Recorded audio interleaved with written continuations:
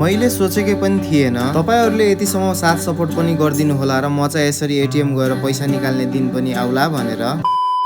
Hey guys, फेरि पनि स्वागत छ सबैजनाको हाम्रो एउटा नयाँ मिनी भ्लगमा। आई होप कि सबैजना सन्चै अनि एकदमै आरामै नै हुनुहोला। सो आज चाहिँ हाम्रो 5000 फलोवर्स या सब्स्क्राइबर्स कम्प्लिट गर्ने च्यालेन्जको डे 68 पनि भइसक्यो। सो आजको दिन पनि म चाहिँ डेलीको जस्तै बिहान मर्निङ वाकको लागि रेडी पनि भए। त्यसपछि म चाहिँ निस्कियो अब मर्निङ वाकको लागि। कतिपय मान्छेहरू भन्नुहुन्छ होला मर्निङ वाक भनेर यति लेट उठेर जान्छ भनेर, तर के गर्नु गाइज, दिनभरि काम गर्नुपर्छ रातिसम्म। राति आएर खानासाना पकाउँदा खानासाना खाँदा लगभग 12-1 बजिहाल्छ अनि सुतेर बिहान उठ्न चाहिँ धेरै नै गाह्रो हुन्छ। त्यही पनि मैले चाहिँ आफ्नो डिसिप्लिनहरू खराब नगर्नको लागि भए पनि बिहान जति बजे भए पनि उठेर मर्निङ वाक जाने गरेको छु। यदि सक्नुहुन्छ भने तपाईहरु पनि बिहान 5-10 मिनट मर्निङ वाक गर्नु होला। मर्निङ वाक गर्दै गर्दै म चाहिँ आफ्नो रुम तर्फ पनि फर्किए। त्यसपछि म चाहिँ आएर घरको बाहिर बसिरहेको थिएँ र बुढी पनि भित्रबाट उठेर बाहिर आइन्। त्यसपछि म चाहिँ आए नजिकैको एउटा दोकानमा नास्ताहरूको लागि सामानहरू लिनको लागि। त्यहाँदेखि सामानहरू लिएर म चाहिँ रुममा पनि फर्किए। रुममा आएर हेरेको त बुढी चाहिँ अहिले बिहानै पकोडा बनाउँदै रहेछ। बुढीलाई पकोडा चाहिँ के को लागि हो भनेर सोधेको त बुढीले चाहिँ कडी पकोडा बनाउने भन्न थालिन्। उता चाहिँ पकोडा बन्दै थियो र हामीहरु चाहिँ यता नास्ता गर्नको लागि बस्यौं र मज्जाले नास्ता पनि खान थाल्यौं। त्यसपछि बुढी चाहिँ रेडी भइन् सेलुन जानको लागि र मैले चाहिँ बुढीलाई अब सेलुन छोड्दिन थाले। सेलुन चाहिँ ओपन नभएकाले हामीहरु चाहिँ एकछिन त्यही साइडमा बस्यौं। त्यसपछि सलुन पनि ओपन भयो। त्यसपछि मलाई बाइ भनेर बुढी चाहिँ आफ्नो सेलुनमा गइन् र म पनि रुममा पुगे। रुममा पुगेर चाहिँ अब म भोइस ओभर गर्ने तयारी गर्न थाले। भोइस ओभर गरिसकेपछि म चाहिँ अब रेडी भए सेलुन जानको लागि। आफ्नो ब्यागहरु सबै प्याक गरेर म चाहिँ हिटे अब आफ्नो सेलुन तिर। अब चाहिँ म आफ्नो सेलुनमा पनि पुगे। हिजो चाहिँ सटरडेको दिन भएर मैले चाहिँ त्यति सेलुनमा क्लिपहरु बनाउन पाएन। दिनभरि काम गरेर राति भइसकेपछि मैले चाहिँ सेलुन पनि क्लोज गर्न पठाएर म पनि आफ्नो रुम तर्फ लागे। रुम जानुभन्दा पहिला म चाहिँ बुढीलाई लिन गए। त्यसपछि हामीहरु दुवै जना चाहिँ गयौं एटीएम मा पैसा निकाल्नको लागि। आज चाहिँ मैले भने कि पैसा चाहिँ म निकाल्दैन तिमी निकाल भनेर बुढीलाई निकाल्न पठाएको त एटीएम मसिनमा चाहिँ पैसै नै नरहेछ।